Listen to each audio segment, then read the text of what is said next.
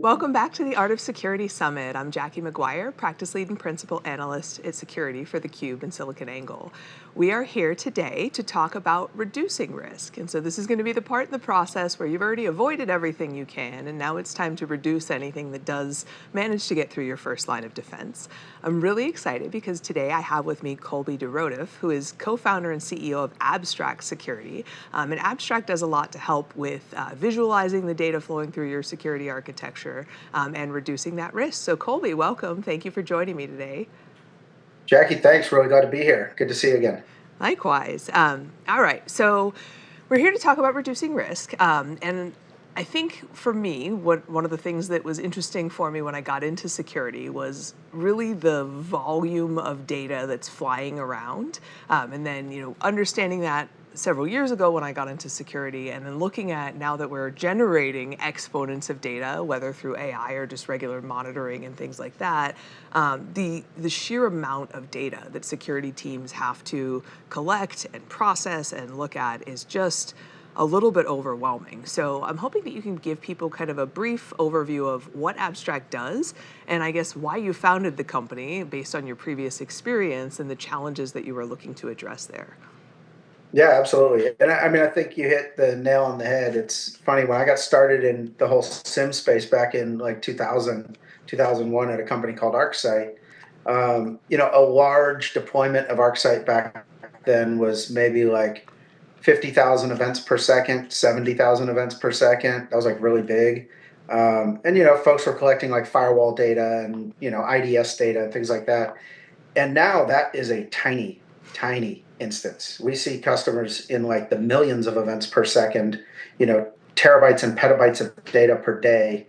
And so that data has just grown exponentially. And really the kind of current SIM infrastructure that is out there and has been around for the last decade or more really isn't scaling from either a cost or data volume perspective. And so when we thought about what to do next in this space, we came up with some very abstract ideas, and hence the name of the company kind of originated from that. But really what we wanted to focus on was abstracting away all of the complexities of the data itself and really focusing on solving security use cases for the security ops folks and for incident responders and threat hunters.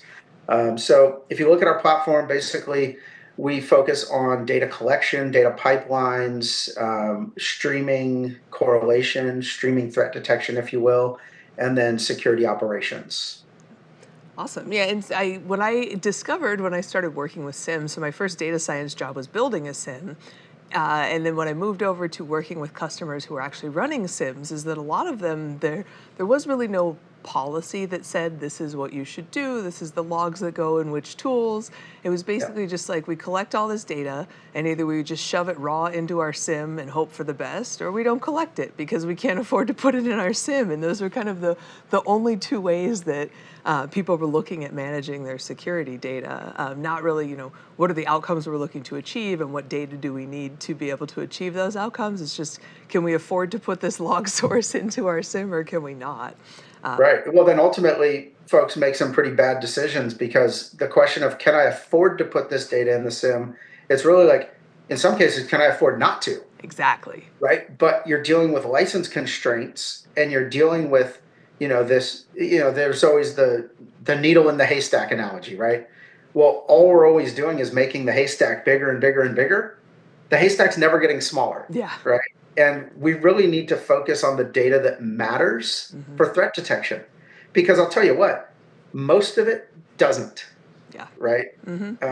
So why make the haystack bigger? Yeah, and I think for most, my first job as a data scientist, I was like, oh, I'm going to write all these really crazy algorithms. And no, it was regex. It was literally just trying to, regex, sorry for those who get annoyed about the soft G. But yeah, it was literally just syslog, sysmon, and me and regex, and just trying to get it into a JSON dictionary just to start doing something with it. Right. And the sheer volume is overwhelming. And I've seen companies do crazy things to try to manage that volume. I think it's a pretty widely known fact in the security community that if you're going to try to breach an enterprise, the last several days of the month are a really good time to do it because they start turning logs off if they're hitting their licensing cap on their SIM. Yeah, so it's kind of crazy. So in the context of reducing risk, all right, let's say I've got all my identity policies dialed in, my teams are all fully knowledgeable, but something happens, right? Somebody gets in, they start moving laterally. So usually when I think of where we're talking about reducing risk, the things that really play into that are what data do you have access to, how quickly can you process it, and how quickly can you become aware that something's going on. So can you talk about, when you're adding that layer of abstraction, you're kind of collecting all of that security data. How do you think about that in terms of incident response and what types of data and data sources you're actually pulling into those logs to make it possible for security teams to respond more quickly to incidents? Yeah, yeah, good question. So, I mean, I think I always go with the kind of approach of assume compromise, right? You are compromised in one way or another, right? It may not be a full breach, but there's likely some access. There's likely things going on that you're not aware of. Um, the other thing to always keep in mind is the kind of average adversary breakout time, right? And so, CrowdStrike talks about this in their yearly reports, and we see the average times going, down, so getting quicker to break out. And so that means what you need to do there. And there was always a quote that I liked that was this little cartoon that was on my grandma's fridge, and it said, "Don't walk across a river just because the average depth is 3 feet." Right. And so, if the average adversary breakout time is 62 minutes or whatever it is, something around there, Mhm. that means there are a lot of breakouts that happen much quicker, right? And so anything you can do to move detection to the left, right? Shift detection to the left so that you are reducing your mean time to response, your mean time to detect. Because ultimately, what that does is if you detect it quicker, you can respond to it quicker, you can remediate quicker, and you can reduce risk, right? Yeah. The longer the dwell time in the environment, the more likely it is that they're going to find the data that they're looking for and they are going to exfiltrate it. Absolutely. And I would guess so what I found when I started working in kind of data processing and data pipelines for security, what I found was that by doing the hard work up front and really kind of doing the work it takes to effectively integrate all of your data together, what you find is that on the other side, when you're trying to respond as quickly to an incident as possible, if you haven't already done that work to sort through the high value data versus the low value data, and then adding the enrichment that you need to the high value data, it also takes exponentially longer to respond. And realistically, most of these companies, if you're having trouble correctly setting up your SIM, you probably don't have a great incident response team. So you're going to be paying somebody to respond to that incident. And Hmm. the dollar values that I've seen, you go from, oh, we don't have an extra 10K a month to put these logs in our SIM to, oh, it's going to cost an extra $10 million for this incident response team because our logging was so trash. So, I mean, you've been in security for a long time. What do you think is the best way to get, and I know I didn't prep you for this question, so what do All you right. think is the best way to help your executive teams really understand how valuable investing in reducing risk in the enterprise is? Because I think a lot of times it's like, oh, well, we might get breached, and if we get breached, the cost might be this. So are there techniques that you've found that are more effective and persuasive when it comes to talking about risk with your executive team and in achieving better results, proactively addressing risk before it's an issue?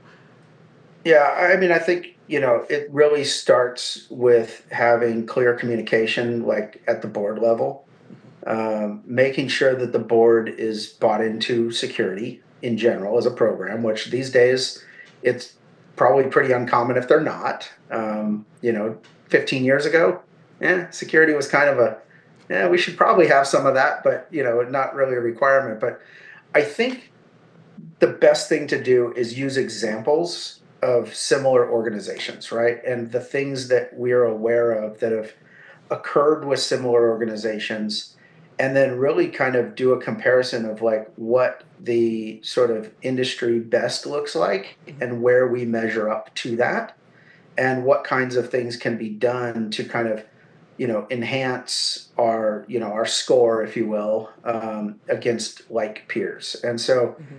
I think one of the best things that I've seen is being part of organizations like the ISACs that are, really specific to your industry. So if you're financial services, you're FSISAC. If you're healthcare, HISAC.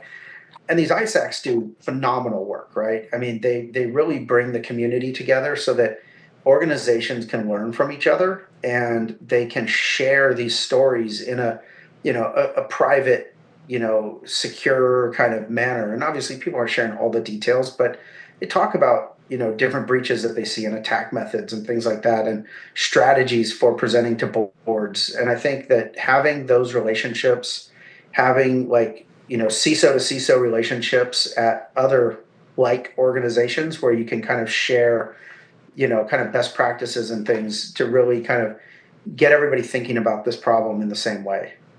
That's a fantastic tip. I think, benchmarking, if you are benchmarking against your competitors from a revenue perspective, I think it's a really good idea to also benchmark against not competitors necessarily, but peers from a security perspective, because I think if you're a smart security leader, you could actually frame a proactive security posture as being a competitive advantage. All of our Oh, competitors at some point are going to get breached, and by investing this amount now, we avoid the revenue disruption that the inevitable breach causes down the road. So why wouldn't we take advantage of this competitive advantage if we can? absolutely, 100%. And that's why I think, while the companies may be competitive in the market, when it comes to security, Mhm. there is a level of collaboration that is necessary, and welcomed, I think, by these organizations. And I think a lot of that is due to these kind of collaborative organizations like the ISACs that kind of bring everybody together as a community. Absolutely, and I think that's also one of the places where I find that security teams struggle, and ISAC is a great place to refer them. Is no two enterprises in the world are the same. It's one of the really strange things about working in security is if you work in auto insurance, there's only so many different ways vehicles are built. And yes, every now and then somebody kind of like redneck engineers something, but for the most part, and it's just not the case. You've got these hyper complex, it's almost as if like every airplane in the world was built differently and we're trying to come up Right. with rules to regulate all of them. So that's fantastic. Colby, thank you so much for the insight there. That's a new thing that I can write about now is the competitive advantage of a security Absolutely. program as a revenue I'm glad I defense. could help, Jackie. Glad I could help. Yeah. Awesome. I want to talk about something even more fun. So we have RSA coming up, and I know you guys have a Oh handful of boy. things going on. So I remember that you said that you're going to be at Southside Spirit House on Tuesday, and I think you said you're there all afternoon. We're gonna have to drag you out. Yeah. Yeah, the team will be there. I will be in and out. I'm also like triple booked with meetings during that time, but I'm definitely going to be there for a bit. And we're also partnering with Sentinel One and doing a tequila tasting at the Spur Building on Mission Tuesday, 5 o'clock to 7 or something like that. So Awesome. other than that, it's like jam packed with meetings and triple bookings, trying to sort out calendars. Girl, You know, same. Yeah, I know. I usually get at least one or two really good Charlie horses in my calves during RSA, just because I think it's like literally like a mile to walk from one end of Moscone to the other. So it's always the one year that I had torn my I always like to ACL. ask people, what's your best advice for people heading into RSA? That's always a good question. Yeah, so my advice is to go in with a strategic plan. So that's actually the whole reason that I put this summit together is that I felt the first couple years I went to RSA, I'm just wandering around Moscone hoping I bump into vendors who can explain what they do and I understand it. Whereas I think the years that I went in with here's where the industry's at right now, here's the realities security teams are dealing with, and here are the vendors who are actually tackling those problems. So the abstract problem, the problem you're tackling is this kind of, I have this insane amount of data. None of it has the same value, and its value is dynamic and changes over time. So rather than wandering around the show floor, collecting, not that we don't all love stress balls and t-shirts, but actually figuring out, okay, these are the 2 or 3 vendors who are doing really interesting things in this space and creating a strategic plan to meet with them. I think you'll get a lot more of that out of RSA, and if your employer is footing the bill and you can come back and talk about some really strategic interactions you had, it's a lot more likely your employer will foot the bill next year. There you go. There you go, for sure. For sure. All right. Well, Colby, I will be seeing you in just a few days at RSA. For Jackie McGuire and theCUBE and SiliconANGLE, we will be back with more information about reducing and transferring risk.